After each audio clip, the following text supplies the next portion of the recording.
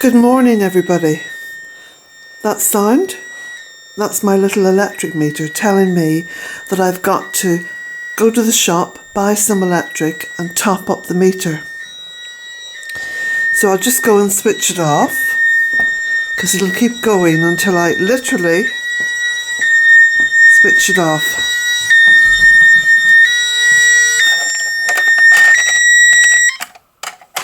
There we go. Sorry about that. Right.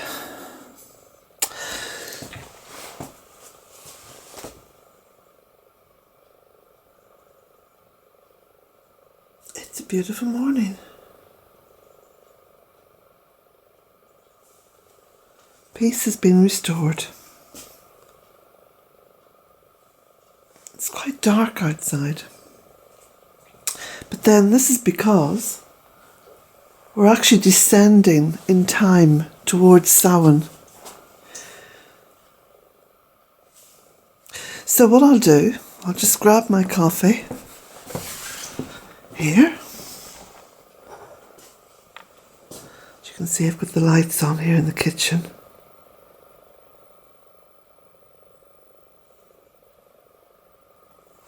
So I shall grab my coffee and go outside. This is what I normally do in the morning. I've been outside already. Let me just see if I can't get this door open because it's very, very stiff. It expands a little bit, I think, during the wetter months of the year, which of course is now.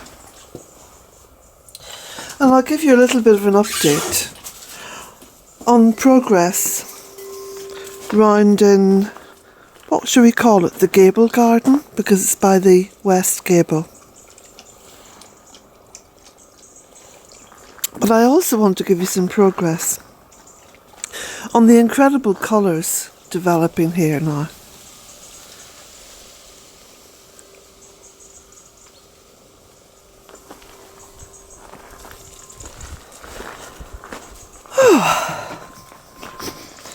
I always let out big sighs when I come outside because there's just so much peace and fresh air, energised air. I think that's it, energised air.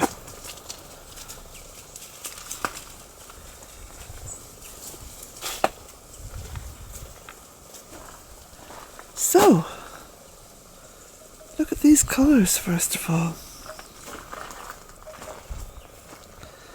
And here's the little Gable garden coming on in stages. I'll just pull back a little bit and let you have a closer look. So there's the western red cedar. One of the things I've done is I've planted a little shrub just to the front of it. So I envisage that growing up. Maybe about 4 foot, and I'll keep it in a nice shape. I'll do a little bit of topiary on it as it grows.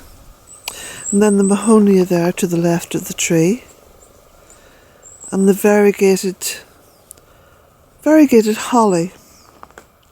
It's a form of holly there to the right, and another little variegated holly to the left of the mahonia. And then, as I said, what was it, about 2 weeks ago when I started this project, various layers built in behind. So there's cotoneasters mostly, because of course they're very rich in berries. And I've been watching the blackbirds, the thrush, over the past couple of weeks, really going for the berries on the cotoneasters by the front door. In between, of course, there's lots of little polyanthus, the little primroses, and some little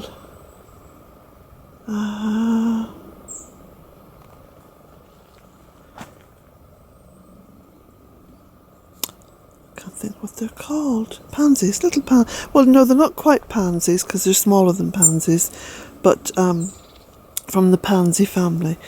And then lots of little plants that I've had growing in pots, like the bird's nest fern, like the little hebes down there to the right of the cotoneaster,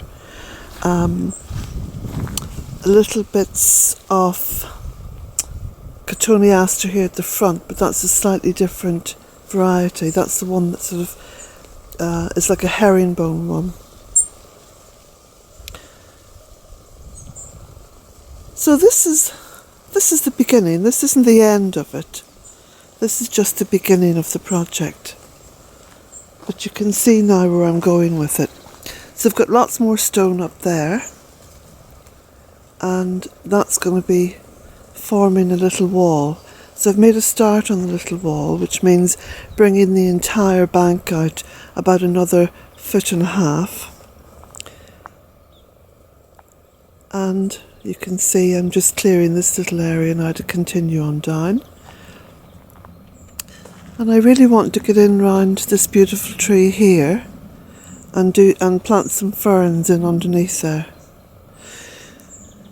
So, incredible colours. Quite unreal looking. But believe you me, they are real. They're just beautiful. And the same here. You can see how tiny my car is now when you look at it compared to the porch.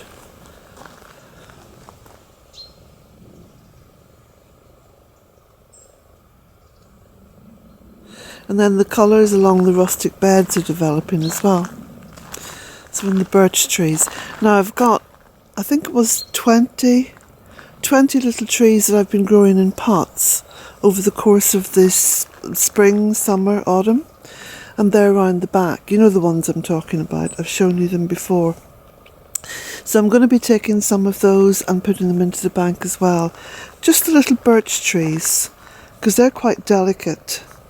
They will grow without impeding the growth of plants around them, because they've got a lovely sort of fragility about them, and there's a lovely sound comes through the leaves when they catch the wind. And of course, being here in the west ditch, the west hedge of the cottage, catch a lot of wind, because most of the wind comes in from the west. So the rustic beds, again, just beautiful colours developing. So there's never any sort of gardening season here. You know, a lot of gardens are at their best in summer. Well, living here, I would say that Bealtaine Cottage, I think, looks at its best every season. And if you look back through the videos, and the videos, I must explain them to you. I was messing about with YouTube a few years back, and I see that other people had uploads and, you know, various sort of caches of videos. So I thought, oh, I'll do this. So I think there's about 500 of the videos has gone up into a little, whatever it's called. I don't know. There's a name for it. Uploads or something. But if you want to watch the videos from the very beginning, this is how you do it. Go onto YouTube, Bealtaine Cottage. Actually, go onto the Bealtaine Cottage site on YouTube. So you click on Bealtaine Cottage, and that will take you through to the actual site. And then at the top of the site, there will be a few different options.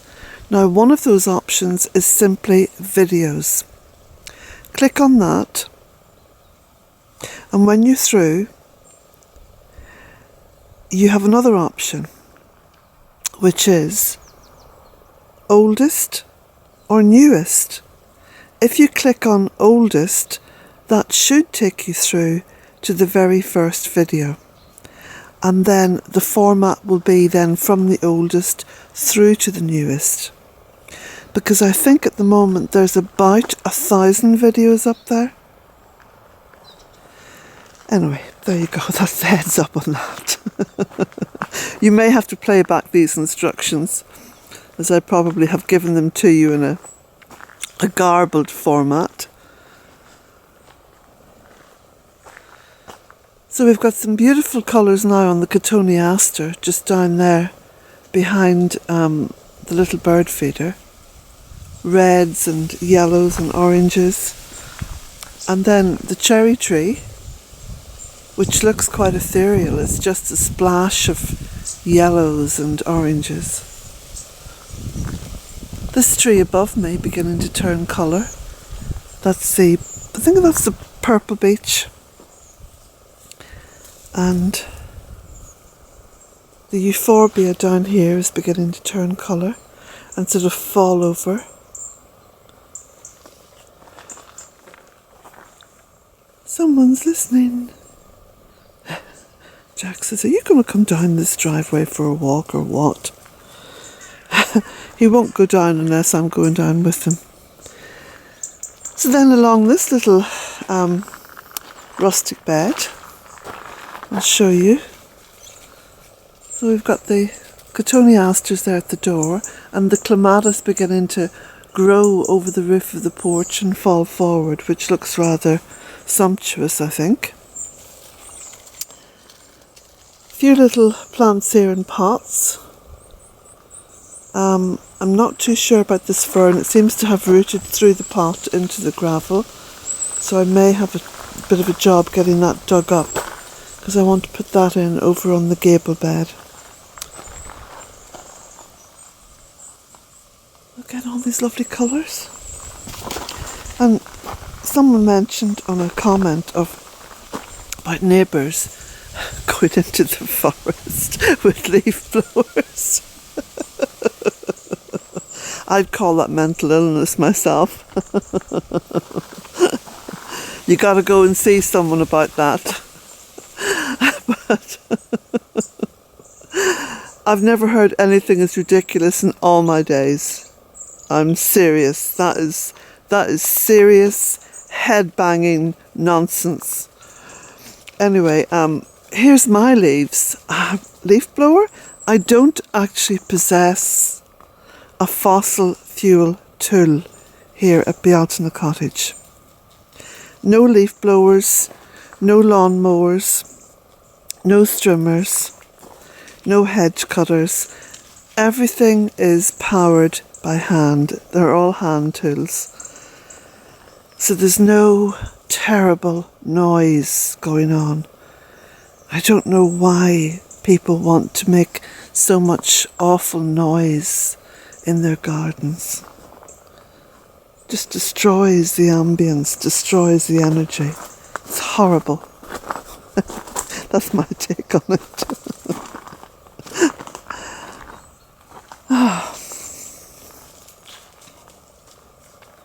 I have one brother, well I have 5 brothers, but one of my brothers is very obsessive about gardens, and we used to joke that he would be out cutting the lawn with a pair of scissors to make sure it was all exactly in shape. And I think that it's that desperate need to control, because this brother is also quite a controlling person in very subtle ways and not so subtle ways. But it's that need to control which is a real cause for consternation, you know? I think it's best just to tend the blackbird. I love the way they sort of fly right into the woodland, you know, and make a big noise about it. So to say, oh, here she comes disturbing us. Or maybe it's good morning. Or maybe it's look at me.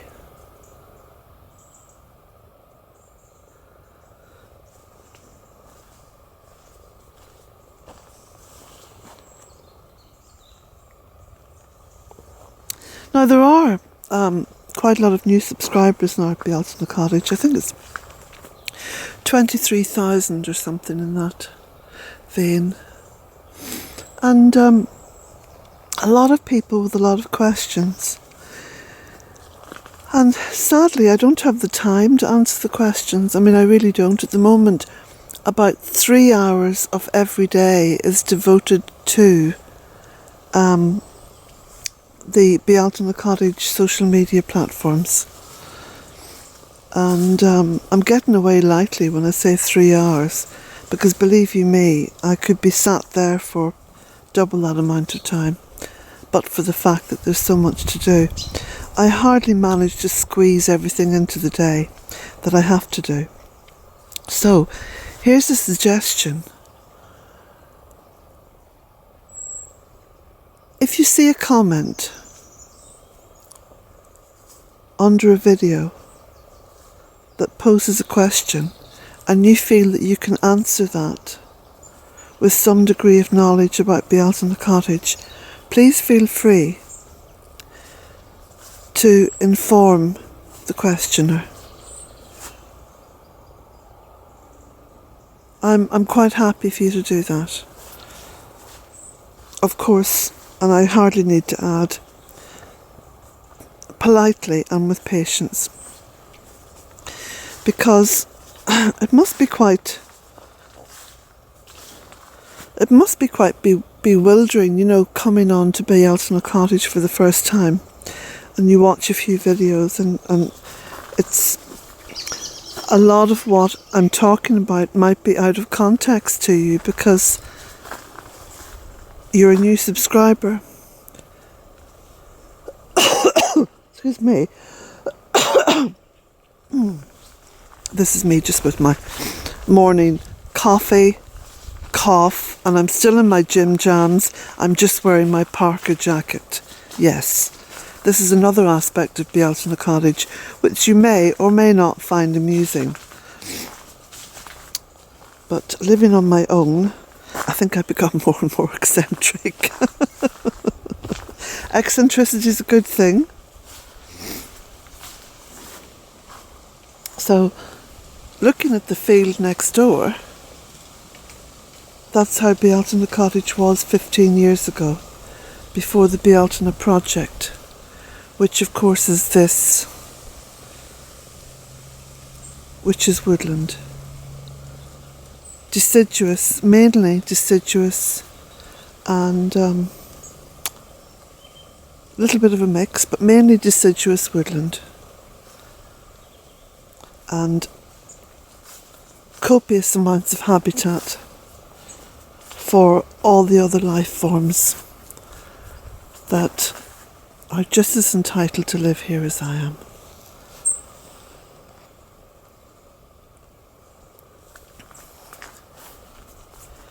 There he is, look, standing down there. He's looking back.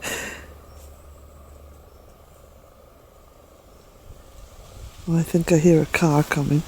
That's what he wants to see. He wants to see cars.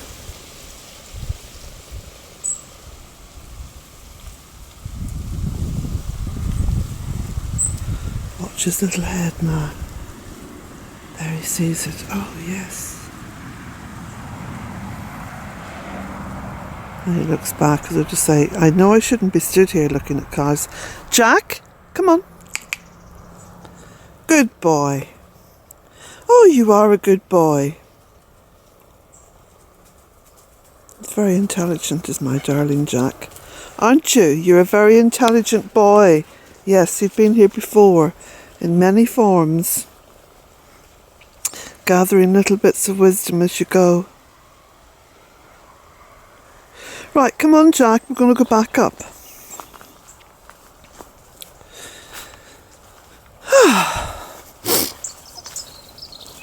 So I've got to go to the post office this morning, post off some books.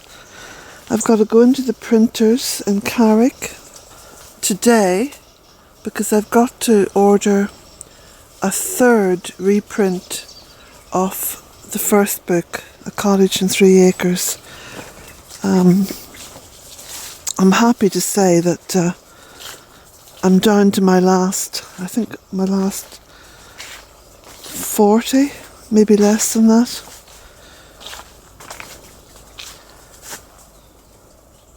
Which of course is fabulous because it means I have an income.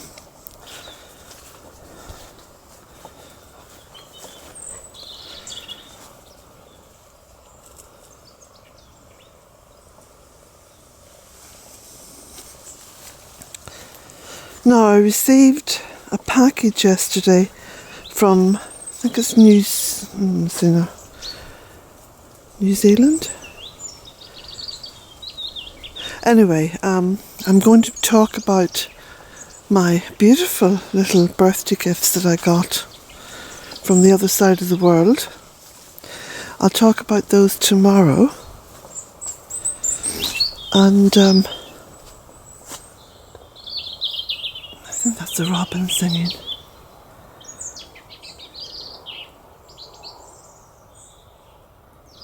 So you can see now that the top of the driveway has opened up quite a lot since I trimmed back the buddleia, the fuchsia and this evergreen tree.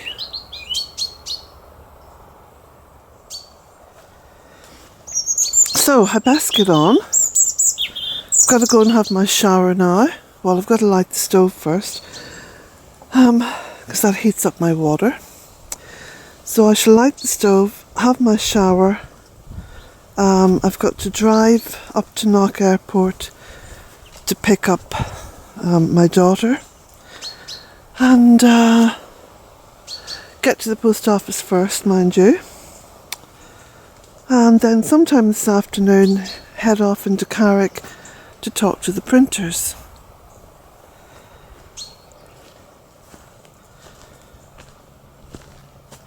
So, a beautiful Wednesday to you all and blessings to you all. Have a lovely, lovely day.